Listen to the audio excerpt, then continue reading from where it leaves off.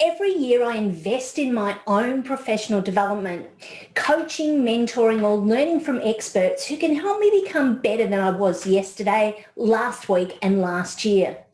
One of my resources is US consultant Alan Weiss.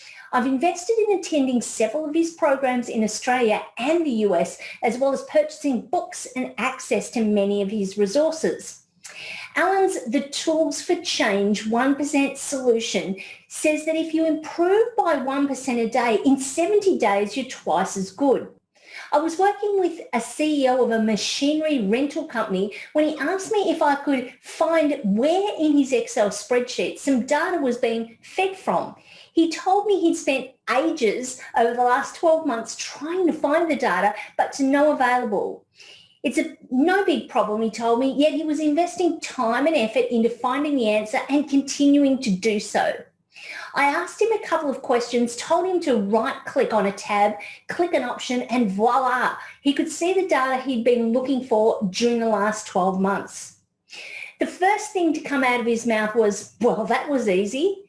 Really, everything's easy when you know how. When you know how to do something, the next time doing it is faster. We increase our productivity, our efficiency, and our confidence.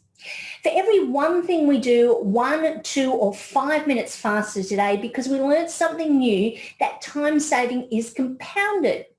We get an additional return on investment every time we use that skill again, as we are no longer doing things the old way.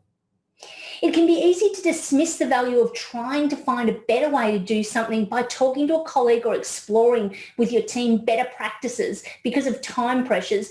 But when you do make a change and get improvement, the compounding effect of that productivity or process improvement can have a 2 to 10x across your productivity in future months and future years. What do you do that you know could be done more efficiently, releasing time on a compounding basis for you?